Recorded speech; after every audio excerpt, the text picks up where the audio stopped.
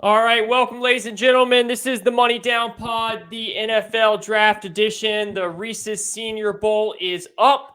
We are 2 weeks away from the NFL Combine. We are here to break down everything that went down in that Senior Bowl. Winners, losers, who made some money, who lost some money, where we stand on the quarterbacks, and much, much more. Players that popped. I know a lot of you out there that aren't Bengals and Rams fans have your eyes really tuned into the Senior Bowl, trying to figure out what your team can do to strengthen their your team moving forward to next week. So we're going to break into all that. We're also going to talk about the Auburn situation. There is so much going on right now in Auburn with Brian Harsin, and it's really unique. I mean, it's a fascinating situation. So we're going to dive into that all different ways. So stay tuned for that. Shawn, how are you doing, man? Doing all right. I was happy to see those Senior Bowl practices, watch the Senior Bowl. I'm kind of a huge nerd for that kind of stuff. Like, I know there's a lot of people like that. So it's fun to see. Definitely saw some rising and falling stock out there. And you love the rumors that come out that all these anonymous scouts like to pump out there since they can't put their name on anything. They're wild. Yep. They'll say about anything. I think we're going to see a lot of differing opinions on this draft from what I can tell with these rumors coming out. A lot of people that are high on people and other people that just hate the prospect in general. Going to be a fun one to discuss this whole offseason. Yeah, there's going to be a lot of going up and down between these prospects, and there's still a lot more to be done. But I personally believe that the hardest part is out of the way for most of these guys, especially for quarterbacks. So, and let's just dive right into it. First of all, this is the Money Down Pod. Follow us on Twitter at Money Down Pod. Like, subscribe, review. It means the world to us. I think that for quarterbacks, and you can tell me what you think about this, Shawn, the Senior Bowl was the hardest. That was where they needed to put on the biggest show because that was a real live game experience. That was legit practice with NFL coaches teaching them, every single scout GM out there. The combine is completely different. I mean, the combine, you're just putting on a couple of some Under Armour stuff, and you're just going out there and making throws. There's no one in your face. There's no one rushing at you other than like a broom. And then you obviously have your own pro day, which is choreographed to your liking with your receivers most of the time and all of that stuff. So to me, it's kind of just downhill sledding for these quarterbacks now based on what they did at the Senior Bowl. Now, unfortunately for pretty much all of them, it wasn't great. So a lot of them are going to need to do more to improve and to impress. What are your thoughts on that, though, before I go further into what I saw with the quarterbacks? Yeah, I completely agree. The Senior Bowl is really the practice is very important. Obviously, I Yes. believe that the NFL people love to see how you conduct yourself in NFL practice. That means a lot. I think throwing in the rain Wednesday was also actually a bigger thing than you would think. The scouts were probably very happy it rained that day just to see the quarterbacks operate in that. But you're right. The combine's a shorts and t-shirt contest. Where the combine and their own pro day really helps out quarterbacks or when you have all the traits, like Josh Allen looks Yeah. great at stuff like that. The Mahomes of the world, the people that have plus traits. Really, out of this group, I can only really see Malik Willis being helped out a lot by the Pro Bowl and Combine. I mean, Yep. his Pro Day and Combine. The real thing is that the combine is the meetings. You really want to meet with the players, see them do the X's and O's. It's the things you don't see that go into the combine, really, the medicals and the meetings that really make or break these prospects. Mm-hmm. But you're right, it's kind of downhill sledding from here. The only thing you can't do, you can't look bad at the combine and and your pro day. That's the one downside. There's definitely a downside without much rising of it, but that'll be interesting to see as well. But I think the Senior Bowl was a good gauge for this. We've seen people in the past make big jumps. We saw Justin Herbert play super well here and really cement himself. You see a bunch of prospects come out. There's always a few Senior Bowl players that really come out and star in the league. So this is a good one to kind of watch like a hawk and really break down what you feel about these prospects. And the good thing about this one is we saw 6 of the top 7 quarterbacks in it. So we got to really see a lot of them practice and play in a live game situation. Maybe not the best, but I mean, they were out there at least. Yeah. So, you touched on something there. I want to hit on Malik Willis.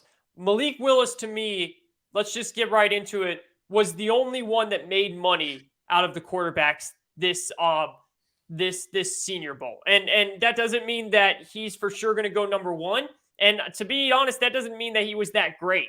But to me, he showed that, one, he was definitely the most consistent.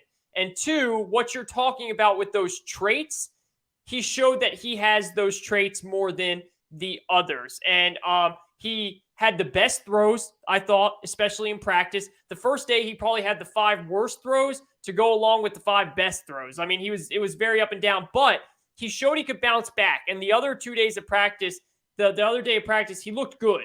And he didn't have to use his legs much too, so you're taking that into account. I think Malik Willis, while I don't think he was amazing, but I think he by far made himself the most money if we're just going off of the Senior Bowl out of all the other quarterbacks. There was a lot of shaky play from everyone else. Kenny Pickett was okay. He didn't do what a lot of people, including myself, wanted Kenny Pickett to go in there and take control and say, I'm the number 1 QB in this class. I am. Because I think Kenny Pickett has the potential and should be the number 1. He didn't go in there and do that. That was disappointing to me. It wasn't terrible, but he didn't take the reins that I thought he would. Malik Willis showed enough with some of those traits and the arm talent, and even though I hate that word and all that stuff, where he is showing, to me, he made the most money, where now you're starting to hear rumblings and, okay, how high could he actually end up going? Yeah, and he's going to be a big project. Like, I know he had the best throws and he had the best practice, probably did make the most money out of this group and moved himself up the draft board the most, but he's still very raw. I mean, we saw it in the game itself. About every play, the minute he got any heat, he scrambled out of it, which when you have good legs, you can do that. But man, he didn't keep his eyes up as much as I'd liked him to at all. He really kind of fought the pressure like that. And he was 1 for 4 in the game. I know he only threw the 4 times, but he was wildly inaccurate on those 4 throws, even though he was feeling some heat. He does have the best arm, I believe, out of the group. I mean, I thought Carson Strong had a better arm than what he showed. I think that's one that we see with the stock falling. Pickett, to me, you brought up Pickett. I wanted to bring him up as well. I think he kind of remained the same. I don't think he went up or down. I think he stayed pretty stagnant. My problem with Pickett is he kind of just underthrows balls, man. Like, even the pass he hit for the big chunk of yardage, the receiver had to come back for it, basically fell down and got back up and then ran some more. Like, that was a surefire touchdown in the league, and you got to hit on those because you don't get that many chances that often. I think it's a weak quarterback class. I mean, we talk about the rumors. You hear some people talking about, oh, Pickett might go as high as 6. And then you hear other people say there's not a starting caliber quarterback in the draft that you don't have to develop really hard. I think it's going to be hit and miss on what these scouts and what these GMs think. It's going to be wild to see where these quarterbacks go. But you're right, Malik Willis probably made the biggest jump for the quarterback group, and Pickett probably stayed about the same. I think the others actually probably all went down, in my opinion. Agreed, especially Carson Strong, which I'll get to in just a minute here. And you nailed it on the head, which is kind of what I was saying with Kenny Pickett. He stayed the same, which is why I was disappointed, because I thought he could go in there and take control of it, just because I do think he's the best quarterback. Not because he has a great arm or anything like that. I just think that he's the most accurate. I think that he's the most, with everything that you need right there as a quarterback, I think that he has that. He didn't do that, and that disappointed me. Malik Willis just did enough with his wow factor of what he is as just an athletic QB that's going to make people say, okay, maybe I should take a jump on this guy. But at the end of the day, I agree. It's going to be a big risk on where and what these GMs want to do with these QBs. I want to hit on some of these other ones, especially Carson Strong. To me, Carson Strong screwed up the most, and this is why. I actually really like Carson Strong as a pocket passer. Like he has the best arm out of all of these guys. Like, just straight up chucking it. I mean, I guess you could say Malik Willis has a strong arm, but really I think Carson Strong can really throw the ball. But the issue to me is he went out there and he tried to be someone that he's not. He tried to do all this like running around and throwing on the run and all this stuff. Like, it felt like he was trying to show everyone, hey, I can do these stuff when you can't. And it's okay. Like, it's okay that you can't do that. It sucks, but it's okay that you can't do that. Just keep doing what you're best at And the fact that he tried to go do all this other stuff, bro, I immediately was thinking, what is this guy doing? He's killing himself out there. Like, just be Carson Strong. Just sit in the pocket, release the football, throw the ball. He was trying way too much. You could tell it was in his head. He was hearing all the stuff about how he has to have a perfect offensive line. He can't move on the run. He can't throw on the run. He can't, if there's pressure, he's screwed, all that stuff. And he tried to fix all of that in the Senior Bowl, and that was a disaster to me. I really, really was disappointed in what Carson Strong went out there and did. Yeah, me as well. He actually didn't impress that much in the drills either. He was wildly inaccurate in a lot of those, even on short passes. But then the game came along, and he moved more than I've seen him move all season. All season long. And like you said, one of the biggest things you can have as a quarterback is self-awareness. I mean, Brady's the greatest of all time at that. He never tries to be something that he's not. He always knew what he needed to do to win. Peyton Manning was like that too. You never saw them guys running around like that. If the sack came, they'd just sit it down, take the sack, and then they'd move on to another play. If you're Carson Strong, you've got to just be the pocket passer you are and show off that arm strength.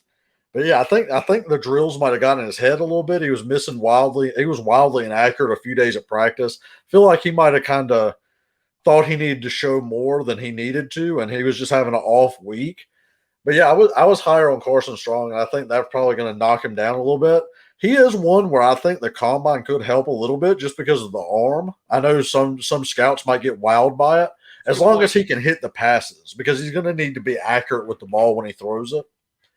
Another inaccurate quarterback we were talking about, though, was Desmond Ritter. I actually thought he played well in the game, which was kind of weird. He did play well in the game. He had a terrible week at practice, in my opinion, but he played well in the game. That's like a perfect recipe to get a GM fired, in my opinion. He's the type of quarterback, and I saw this in the games he played at Cincinnati, where he'd almost dig himself a hole and then get him out of it, a little Jimmy G quality on that.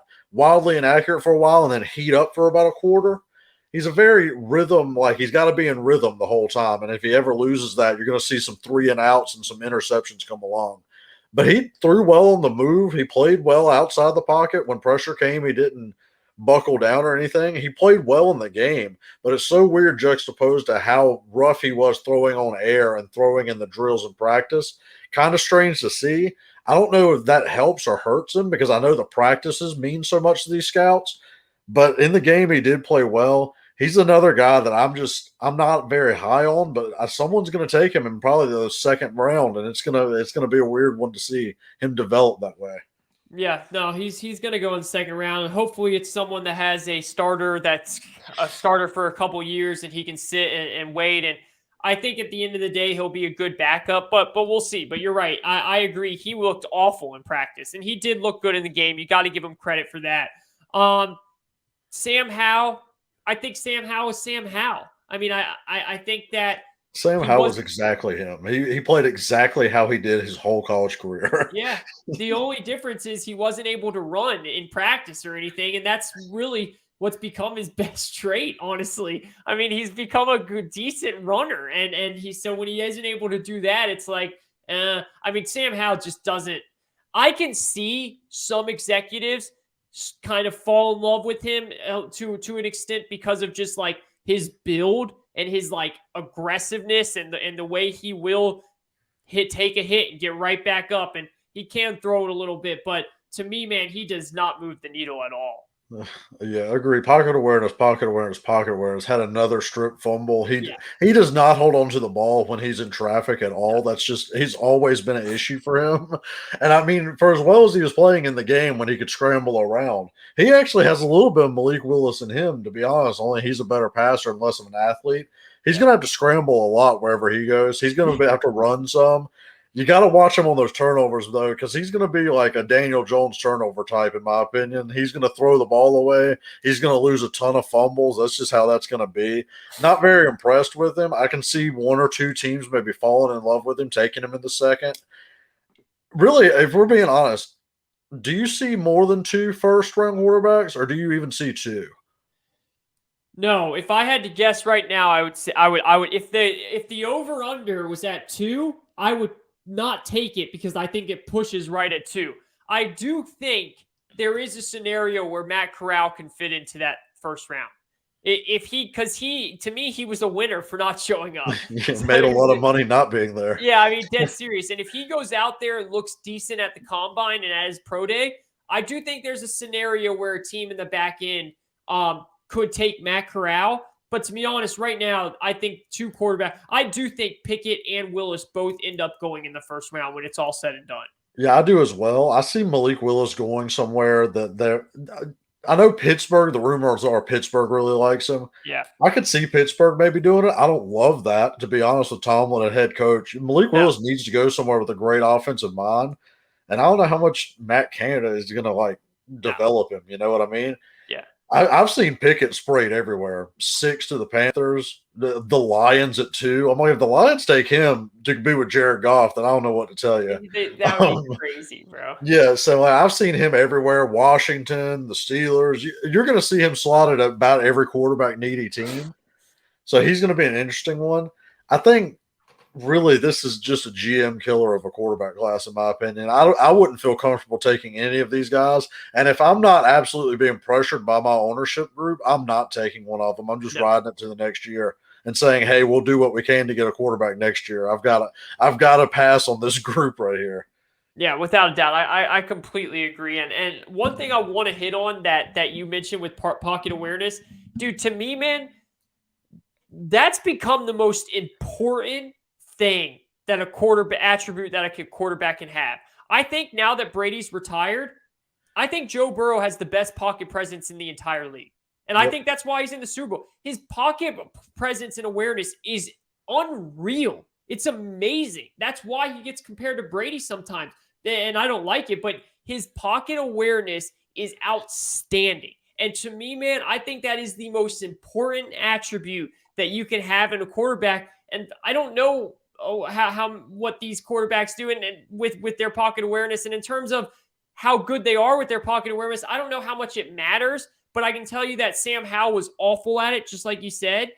He did not look at – Kenny Pickett has had issues at that when he was at Pittsburgh. Like, the pocket awareness, if I could teach one thing to a quarterback to become really good at, it would be pocket presence and awareness, dude. It changes a quarterback tremendously. Yeah, well, and what I think you see about that too is this group is just not overly physically gifted. Let's be honest. That's why they're not projected very high. And when you have a quarterback like a Mahomes or a Josh Allen, or you saw it with last year with the prospects with Lawrence, Fields, Zach Wilson, Lance, they don't have to have the best pocket awareness, especially at the beginning, because they can move and get out of things and throw on the run. Where this group is going to struggle is they're not as physically gifted, so you have to play more of a Tom Brady, Kirk Cousins, Drew Brees, Joe Burrow type, and none of them display the pocket awareness you would like out of that. And the one outlier, again, I'm going to say it, is Malik Willis, and you're basically going to have to build the Jalen Hurts offense around him is what you're going to have to do. Like, I made that comparison a week ago. I feel pretty strongly about that. He's going to have to run a similar offense to Jalen Hurts, and he's going to miss throws similar to how Jalen Hurts misses them. That's just the way it is. If you're going to draft him as your quarterback, that's what you have to look for. But Pickett, Howe, these type of quarterbacks that don't have the strongest power arm and aren't the most athletic getting outside the pocket, they're going to have to learn how to step up and move in the pocket like that. And I don't know if they're going to know how to great. And I know Pickett's hand size is going to be debated a lot. He's going to lose some fumbles because of it. And Howe's going to lose some fumbles because in my whole time watching him, he's never been able to hold on to the ball in a muddy pocket. So it's going to be something to keep an eye on moving forward. There are going to be some turnover machines in this group. Without a doubt. And I think that's a really fascinating point. I want to hit on that real quick, and then we can move on to some other winners that we like from this draft. What you talked about last year with the physical ability of a quarterback versus the pocket presence. That's why I liked Mac Jones over Zach Wilson. Because, yes, Zach Wilson has all the arm and the physical, but I thought that Mac Jones's pocket awareness and his accuracy was so good that I was okay of lifting him above Zach Wilson. So my point is, a lot of these GMs and executives are obviously going to want and fall in love to the more physically gifted quarterback. That's just the way the NFL is going. But if you're very, very good with pocket awareness, like a Joe Burrow is, like a Tom Brady is, that can uplift you above a physically gifted quarterback. It's not always has to be about the physically gifted quarterback. The problem is, I just don't think these quarterbacks have any of that other than Malik Willis with his physical gifts, which to me aren't even that great. Yeah, I agree. And that's something that Pickett and Howe especially, but Pickett also is going to have to learn, because two of the quarterbacks that basically us, the media, everyone shits on the most are Tua and Baker Mayfield. And the reason why that happens is they both think they're more athletic than they are. Right. So they try to get out all the time, where if they would just play more like a Kirk Cousins, more like Joe Burrow plays, they'd actually be a lot better off. Just run quick game, be accurate. They need to play more like a Kirk Cousins does, but instead they played more like a Mahomes or a Josh Allen does, and it gets them in trouble. I think Tua kind of settled that down a little bit, and I fully believe with their coaching hire after McDaniel comes over from having Jimmy G, I think that'll get Tua about where he needs to be with staying in the pocket. I don't know if you're going to be able to fix that with Baker Mayfield, and I really don't know if you're going to be able to fix that with Sam Howell if you draft him. It's a great point. Great point. This is the Money Down Pod. That is Shawn White. I am Kayvon Izami. Follow us on Twitter at Money Down Pod.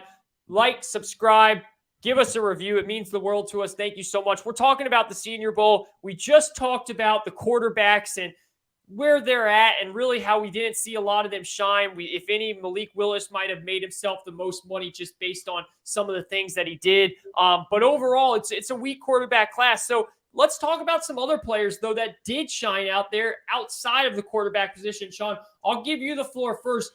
Just run through, some players that really jumped out to you where you're sitting back here, whether it was you already really liked them and they just went up higher, or you kind of liked them and they jumped up, or you didn't like them at all and now they're really on your radar. Yeah, I'll start off with one that I really liked that even improved his stock even more, and then I'll give you one that I was more meh on and now I'm really kind of into. So the first one obviously is Jermaine Johnson. Everybody loved Jermaine Johnson. He killed it in the drills. Man, I had him in my people are talking about him going as early as 8 now to the Falcons. Yeah, I had him in my top 15 players on the back end of it. I loved him. I loved his film. I loved what I watched of him. I thought he was a riser. If you heard the top 15 players, I'm more down on Hutchinson and Thibodeau as much more people are. I think this is such a deep edge class that I don't think they separate as far as people think. And I actually think people like Jermaine Johnson are actually closer to their level than some people would let on. So him being at the Senior Bowl, just dominating like that, especially against two tackles that were projected kind of to be upper tier first rounders and improve their stock, which we'll get to them more toward the falling people that did not improve their stock in the draft. We'll get to them when we get to that. But I thought Jermaine Johnson did an excellent job in his one-on-one drills, in his D-line drills, and really showed why he deserves to be a perhaps top 15 pick. The one that I was kind of meh on, but then really liked in drills and then really, really loved in the game was Perion Winfrey. I saw him play a ton at Oklahoma, and he had flash plays. Believe me, he was flashy out there. He definitely made splash plays. But at the same time, I didn't think he got the penetration on a consistent play-to-play basis that a first-round DT would need. But he came out and really showed his stuff. And I'm starting to really think that maybe I need to go back and look. Maybe some of the Big 12 quick game got him. Maybe they doubled him more than I realized. Maybe some stuff like that. So he's someone I need to go back and watch more of again and kind of reevaluate where I was, because he flashed big time in the game, and he definitely pushed himself from probably a mid-second to early third up to a second round, top of the second, late first type player, in my opinion, in Perion Winfrey. Completely agree. Perion Winfrey is someone that I wrote down here as well as someone that just he dazzled for me, man. I really liked what I'm seeing. Obviously, Jermaine Johnson as well. He was spectacular. To me, man, I really, really liked Damien Pierce, the running back out of Florida. He showed up, and it's I didn't have him when we were doing our top 5 running backs. I didn't have him in the top 5, and I think I got to put him in there after that performance, man. And I went back and watched some of his film at Florida after I saw that, and I think I just missed him. I think I just wasn't looking clear enough. Damien Pierce showed to me that he's assertive as a runner. He's a good pass blocker. He can do what you need in the receiving game as well. And we saw his burst, his vision, his yards after contact. He, to me, showed that he is an all-around running back. And I know, I'm not trying to just single out the Falcons here, but to me, he's someone that would be perfect for what Arthur Smith wants to do with the Falcons. I really liked what Damien Pierce did out of Florida as the running back at the Senior Bowl. Really, really liked it. He is now in my top 5 for running backs. Yeah, so the funny thing about that is, so as y'all know, I'm a Jags fan. So a lot of the people that do beat writing stuff and cover the Jags actually cover the Florida Gators as well. And one of the biggest complaints I'd always see on their Twitter beats and everything is that he never got the ball. Like Dan Mullen just refused to use him.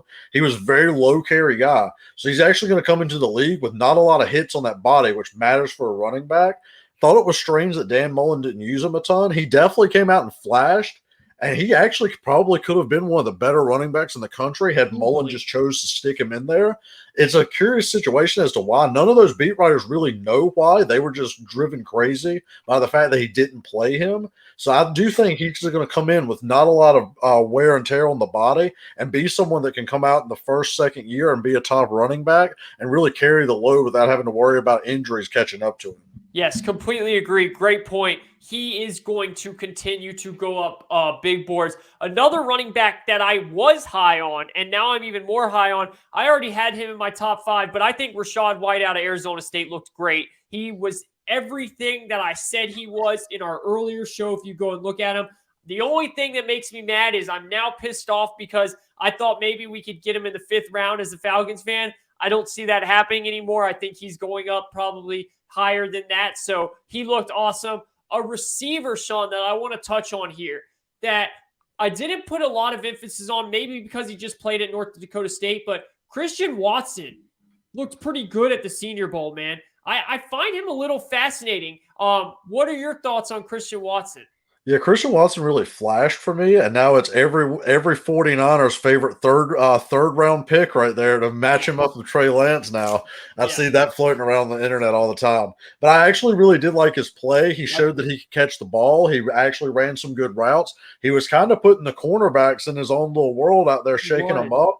I was very impressed with his route running, his receiving skill. Reminded me a little bit of the small school guys you always see coming out, a Cole Beasley type, maybe a little bigger. He came out, he did his work out there.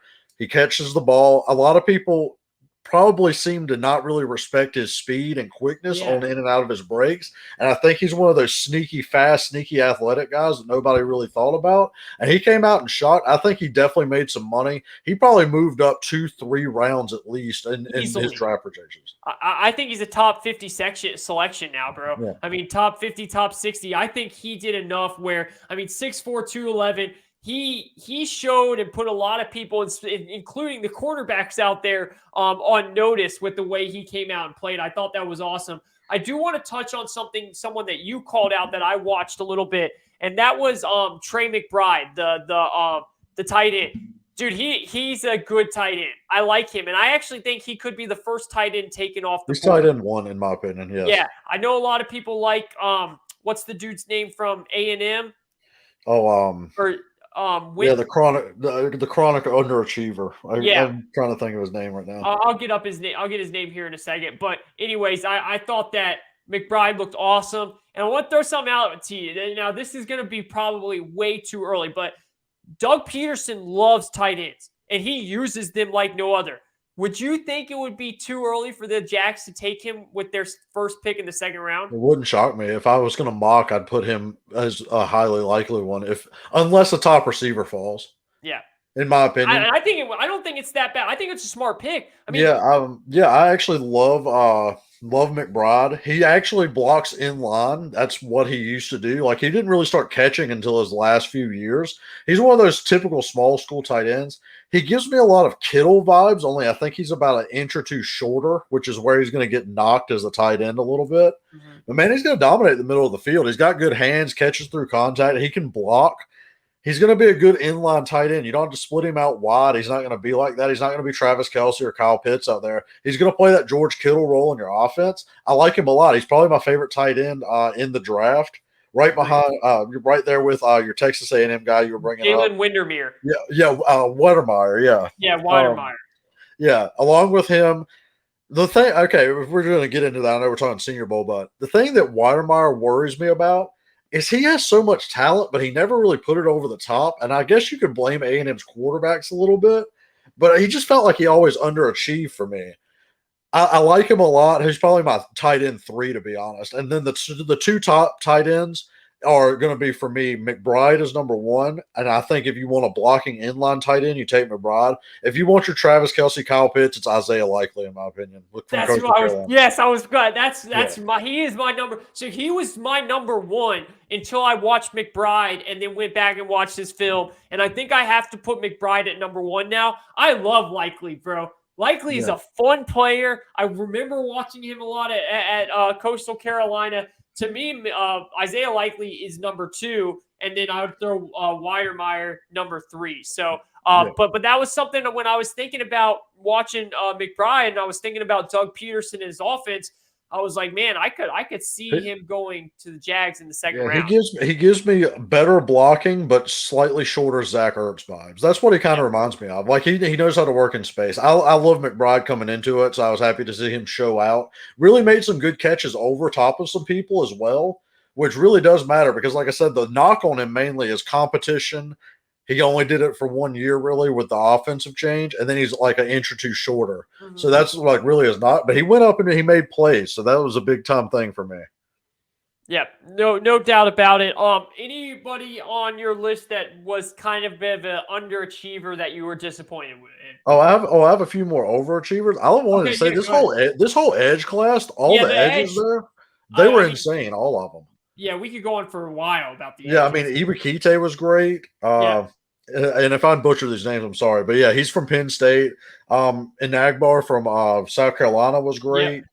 Yeah, it was just a ton of edges out there doing their thing. I love what defensive tackle out of UConn, Travis Jones did. Yes, he did great. I thought he was awesome. Yeah, is this, I don't know how you pronounce it, Boye Mafe out of Minnesota? He's got some bend that I like from him as well. Like I said, that's one of the things that I think we're going to really discuss moving forward. I'm not as high on Hutchinson and Thibodeau, but not only am I not as high on them, there's a ton of other edges you can get in the second and third round that, in my opinion, Hutch and Thibodeau would have to be so much better as edge rushers that you would worry about taking them that high. So that's one of the things. We can get to that Senior Bowl rumor too after a little while about Thibodeau, because I know that was a big thing coming out of the Senior Bowl. Crazy. But first, I had 2 players that kind of disappointed me a little bit. They're both offensive tackles. So Trevor Penning, I didn't think really held his own as much as I would have liked to see out of there. A little bit small on the bottom half, like the calf, and just his legs in general. A little bit smaller for as big of a body as he has. I didn't think he held his own as much as I'd like to see. And I think he probably went from somewhere where he was projected as a mid-first to now he's more of a late first, in my opinion. I thought he was going to be offensive tackle 4. Now I'm thinking he's going to be offensive tackle 4 or 5 and go toward the late first. The other one is the one that I can't really pronounce his name too well either, but he's from Minnesota, the Fallalel, or what, the F-A-A-L. The huge dude. Yeah, he's huge. Huge. And I was excited to see how well he moved and how well he set the block. But sometimes I saw him getting pushed back a lot by smaller edge rushers with the leverage. And that's something that just can't happen in the league. These edge rushers are too good. So those two kind of disappointed me because I felt like they were going to be pinning a mid-first and the other guy a late first. And now I see them flipping, and it's going to be a second-round pick for the other guy, and then Penning being a late first pick. Again, I apologize. Your name is very hard to pronounce. So maybe someone can sound it out for me in the comment section. I could work on it. But those are my 2 more disappointing players outside of the quarterbacks, which obviously we weren't too high on coming in. Yeah, that was mine. My number 1 was Kenny Pickett. I said it earlier in the show. I just, not because I had a ton of expectation for Pickett.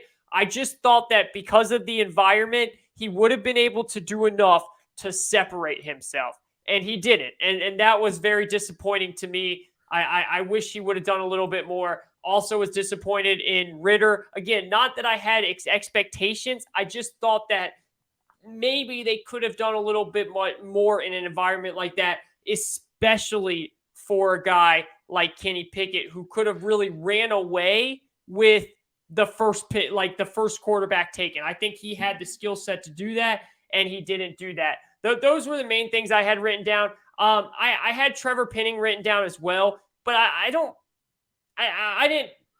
didn't mind it enough where I was going to knock him. I had him written down of someone that wasn't as wow as I thought he would be, if that makes sense. Yeah, I agree with that too. Really, again, that's another conversation we'll have moving forward. But I really think it does put an emphasis on the fact that this is probably a 12 to 15 deep edge rush class. It is. But really, the top three offensive tackles are miles ahead of the rest of them, in my opinion. Yeah. So that's kind of something that we'll keep our eye on moving forward with how things move and shake. Were there any rumors that were reported coming out that you really wanted to get into and really saw? Because rumors fly, man, when the Senior Bowl happens. It goes crazy. I mean, I think the Kayvon Thibodeau rumor was the biggest one, other than the Harsin rumors that were just going all around the whole Senior Bowl, which is not anything to do with the draft. But Thibodeau, like, I understand, and when I talked about this, we both talked about this when we did our big board and our first ever draft show. I said, people are going to talk about that he takes plays off, that he doesn't give a lot of energy and all that stuff. I mean, go look at the tape. Like, that was the first reason why I had Hutchinson over him. But you talked about Hutchinson, and since then I've been dropping him down a little bit because I'm actually kind of agreeing with what you're saying. I think Tibbs is a really good player, and please let him fall to 8. I would love for the Falcons to take him at 8. But clearly, people are disappointed and upset with kind of the way he exerts himself and his energy and all that stuff. Does that really bother you that much? That's my thing. Like, is it really that big of a deal at this point? I'll tell you, see, stuff like that doesn't really get to me. I'm a talent guy. That's me. I think you can coach up effort, in my opinion, unless they're just absolutely Isaiah Wilson level lazy or something, like, you know what I mean? Like, they just don't really care about playing football. I think if you have any love for football at all, which I think Thibodeau does have, yes, I think you can get a guy to go out there. Plus, in the NFL, you rotate them in and out a lot more too. Like, he was on the field the whole time for Oregon. Like, he's not coming off the field. No, he wasn't. Even your best edge rushers. I mean, T.J. Watt's probably like the one that stays out there the most. Myles Garrett, but outside of like the top 3 or 4, they do get a play or two off and get a blow. You know what I'm saying? So I think Thibodeau is going to be fine in that aspect, and I actually think that's fine. That's why I prefer him over Hutchinson anyway. He's just more talented. And if you're not, it's going to be, Hutchinson just goes full speed the whole time. It's like, well, okay, that's what he has to do to get sacks. Thibodeau more so, I feel like any great player may pick his spots a little bit different. Maybe he doesn't rush you as hard on 2nd and 10 when he thinks it's a run play than he would on 3rd and 8. But, I mean, if that's really your issue, you can coach that up. That's what coaching's for. I don't think he's a lazy player or anything. I think he does care to play. But you're right. I think it is going to actually knock him. I think he will fall because of this. Maybe out of the top 5. I don't think he'll fall past 8, like you said. I think the Falcons would unequivocally take him if he fell to 8. But I do think he could fall past the Jags, the Lions, maybe even the Texans right there. I think the Jets would take him, though, to be honest. Yeah, I think he's going to fall too, which is shocking to me. This doesn't bother me at all, man. Like, this type of stuff to me is just ridiculous. Like, again, like you said, unless it's something where not only is he not giving energy, but he also has an attitude. Like, if it's a couple of things that are piling on top at this point, and it's like, okay, I need to check this out a little bit more. I understand he's talented, but if you start to put those things together, that could be a bad recipe. But the guy is supposedly really, really smart, first of all. And second is he's really good. Maybe he just takes a couple plays off here and there, like you said. It does not bother me at all. But if it does become a story and keeps going with the story, he will fall, and that will be fascinating to watch. Yeah, for sure. I think we're going to get the same argument with him and Hutchinson as we kind of did the Clowney and Khalil Mack draft. Yeah. The only difference is if people start comparing Hutchinson to Khalil Mack, I might literally throw something. Like, there's no comparison at all other than they both gave max effort in college. Like, please. He's nowhere near the athletic ability of Khalil Mack, if that's the case. But I do see the Thibodeau-Clowney comparison a little bit. Both kind of have littler bottom halves, man. They're both kind of skinny in the waist, and both did take plays off, but the flash plays they had were great. So I do see that comparison a little bit, and I do see where that could worry a team where Clowney kind of underachieved. But again, I'm not worried about rumors like that. That's just what happens around this time of year. I mean, we had the Justin Fields doesn't work very hard rumor thrown out last year, and it was disputed by everybody. That's what I love about rumor mill at the Senior Bowl. We just get random scouts' opinions thrown out everywhere. It's fun. I mean, dude, if you wanted to and you're a scout, you can go out there and just start putting this in one person's ear, and it can just become a big thing of telephone. And it's Jags love Pickett. Could they trade Lawrence? Like it literally, people would come up with that. It's like what? Like it literally can get to that point. Any other rumors that you were really about before we move on to the Auburn situation? No, I think a lot of it's going to be like combine coming up. So we'll discuss that more when the combine gets closer. But some of those rumors were kind of fascinating for me. I do think the Jags rumor that they might have Ekwonu as number one, because that's kind of being reported out there with Garofalo. Yep. Find that interesting.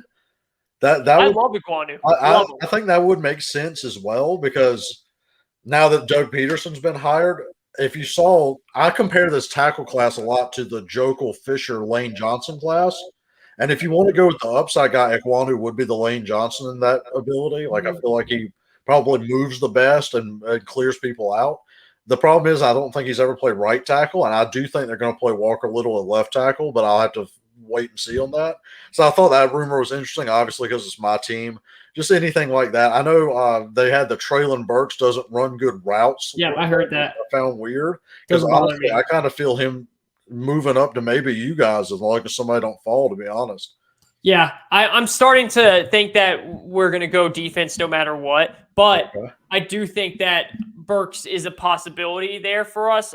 And I think Burks is awesome, so that doesn't bother me. The Ekwonu number one to me, though, is fascinating because I think that's legit, and honestly, I would not be mad if that happened. I think he is that good of a talent. I really, really like Ekwonu. Let's move on here, though. This is the Money Down Pod. That is Sean White. I am Kayvon Shawn. We're going to move on to really just some crazy rumors going around Auburn now with Brian Harsin. It is officially 1 year, of him being the head coach of Auburn football, and Auburn wants him out. The power brokers want him out. And listen, a lot of these power brokers, if you follow college football, you know that a lot of these power brokers are sitting there and telling the AD, I told you so. They didn't want Brian Harsin in the beginning. They didn't want him in the beginning. They wanted Kevin Steele. They wanted to give all these other names out there. And at the end of the day, the AD decided, I'm just going to hire a football guy because it was such a mess. And he went out and hired a football guy in Brian Harsin, and it's becoming an absolute disaster. He has a terrible recruiting class coming in. A lot of players are speaking out about how he coaches too hard. They treats them like dogs. But then you've also you got to look at both sides of the spectrum. Then you've had a lot of players come out and say, listen, this stuff about Brian Harsin, he's our coach. I love him. I stand by him. He works as hard. And if you're not good with that, I could pull up all these tweets. If you're not good with that, then get out. Like, you're not for this program. So there's a lot of mixed things going on. Before I give my thoughts on this situation, I want to hear yours real quick. I think this is 1000% what happens when you're the second tier program in your state. Like, that's just, and really a more so lower tier program in your own division in the SEC, if we're being honest. But you have a rich history. But this is what happens when you have a bunch of power brokers running things that really see your program as something different than what it is. It's like having 20 different NFL owners, and they're all rich, and they all get their way in about everything they want to do.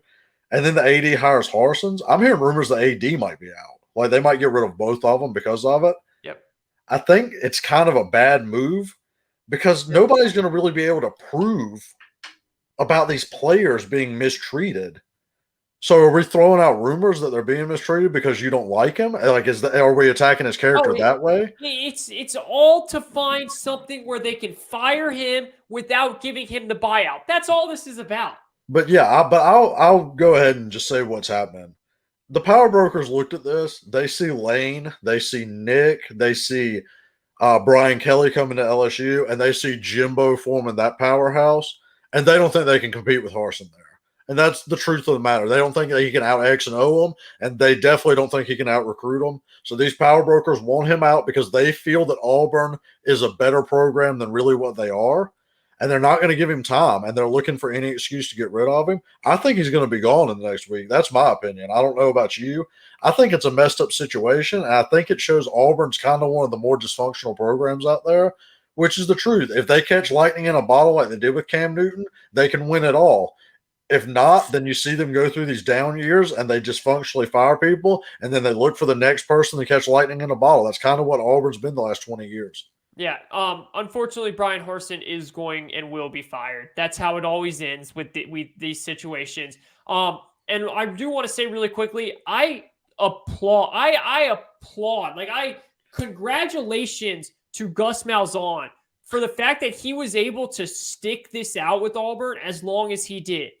Auburn is a dysfunctional mess. It is like Texas. It really is, but it really is. And the political powers that happen within Auburn, to me, Auburn is the hardest job in college football. It is the only school that plays Georgia and Alabama every single year. Alabama does not play Georgia every single year. Auburn is the only school that plays them both, including Texas A&M, Ole Miss, every single year. And they expect them to win. And they expect them to win those games. And listen, the issue with this whole thing is this. You cannot fairly judge a coach in 1 year. The fact of the matter is he had them in the top 10. They were 8-2, and they were in the top 10. They just beat Ole Miss, who ended up winning the Sugar Bowl. And then Bo Nix broke his ankle and broke his foot in that Mississippi game. He had them in a decent situation. If they just ran the ball and stayed in bounds instead of went out of bounds against Alabama, they knock off Alabama. Brian Harsin is a good football coach. Is there a lot of things that he's got to work on? Yes. The recruiting is awful right now. He's got to get that fixed. The players leaving the program, that's a big issue. He's got to get that fixed. But this is why everybody laughs at Auburn, man. This is the issue right here, because they think they're someone that they're not. And it's just that simple. Could they be a phenomenal program? Yes. Have they been a phenomenal program in the past sometimes? Yes. Gus Malzahn had them in the national championship game. He had them beat Alabama a couple years. But because of the power brokers and the way that they all want their hands in the cookie jar, it will never lead to a successful, functional organization, because that's what it is, an organization. You want to call it a college, whatever. This football program is an organization, and it's a mess. And if I'm Brian Harsin, there's a reason why Brian Harsin is on the beach in Mexico right now, because he's sitting there saying, go ahead and fire me. This place is a joke. You're not going to find anything to give to make me not have my buyout clause. So give me my buyout money and I'll leave. Because if you're going to act like this, it's ridiculous, man. I mean, you've got to give the guy more time. Again, I understand he has some issues that he's got to fix, but this is why Auburn is the way they are. This is exactly it right here. Yeah, and if you're going to fire him now, who are you getting? That's the next question. Who are you getting? I tweeted it out. I wouldn't be shocked if they went after Urban Meyer, and I had some Auburn fans come back at me. Well, if you're going to fire Harsons for being hard on players, you saw what Urban did. He kicked a kicker and this and that. Number one, that's in the NFL. Urban is always a proven college guy. Number two, these power brokers are delusional. I know it doesn't make any sense, but they're delusional about where they are right now. I don't think they're going to care about that if they could pull Urban Meyer. I don't think they could care, because they're going to want someone that can out-recruit the people in their division. And there's not many people out there that they can. I don't know who else they're going to even get, to be honest, to turn it around. These power brokers are delusional as it is. It wouldn't shock me if they reached out to him, to be honest. It really wouldn't. And it wouldn't shock me if Urban didn't listen. Other than that, who are you getting at this stage in the game that you're not firing after a year? The issue with that is are they going to be able to leave Urban alone? Because Urban's not taking that job if he's going to have people breathing down his neck. That's not how Urban rolls. And when I ask you a question and say, who runs Alabama football? It's Nick Saban. Who runs Georgia football? It's Kirby Smart at this point, yeah. We know that. When you say who runs Auburn football, who the hell knows? When Gus Malzahn was there, it wasn't Gus Malzahn. It's not Brian Harsin.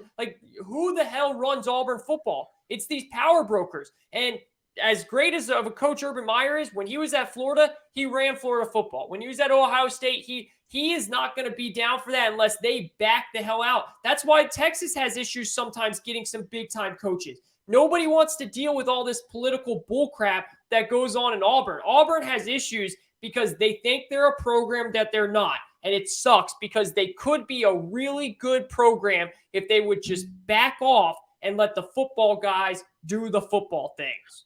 Yeah, you're right. Auburn, Texas, Tennessee, notoriously, they have very strong Jerry Jones vibes, Yeah. where they want to win desperately, and they believe their team should. They believe their team is the greatest, but they don't really want to give up power like a Jerry Jones doesn't want to, and that's why the Cowboys always hire lesser coaches. Who do you really think they're going to go get, though, if they fire Harsin? Like, what are they going to do? They're going to be stuck for a year. That's the issue. There's at this point, there's nobody. I don't know what they could do. That's why I think you have to just let them roll with one more year. Yeah, I mean, and maybe you reset, and then you look at maybe if a Matt Rule gets fired, or if you want to try to go get Urban after that, maybe you concede. But right now, you're in shambles no matter what if you let him go, because there's going to be no one that wants the job really, unless it is an Urban Meyer that's out there. Really, that's going to be your best candidate. So I don't know what they're going to do, but they definitely think they're supposed to be in national title contention, and they're in the toughest division in all of college football. Yep, like I said, they're the only school that plays Alabama, Georgia, A&M every single year. And I'll just end it on this, man. Auburn believes that they are Clemson. They're the same name. I mean, they're the same mascot. They're both the Tigers, similar colors. They believe they're Clemson. You know what the difference, though, between them and Clemson is? Clemson sat there and gave Dabo time. When Dabo was losing in his 5th season as the coach, they didn't panic. They let him build up the program. Auburn would never let that happen. Gus Malzahn led this team to a national championship, and every single year he was on the hot seat. That man's head coach was on the hot seat every single year. Auburn's delusional, and they're just not the program that they think they are. And again, it's unfortunate because they have everything they need to be a great program, but they're just not there. I completely agree. Great stuff, man. This is the Money Down Pod. Appreciate everybody listening. Once again, that's Shawn White at Dumpster Fire Fan. Myself, Kayvon_sports. Give us a follow at Money Down Pod. Let us know your thoughts on the Auburn situation. If you're an Auburn fan, who do you want if they fire Brian Harsin? What do you think about Shawn's idea about hiring Urban Meyer? Think it's brilliant. Do you think, was that something you would want? Do you think that's a possibility? And who are some other names out there that you would like Auburn to hire if they do end up firing Brian Harsin? Also, let us know your winners and losers from the Senior Bowl. We will read them out, see if you have someone different than us. And we will be back later in the week to break down this Super Bowl. Big time Super Bowl still coming up. Last game of the NFL season. We'll break it all down later on this week. So stay tuned for that.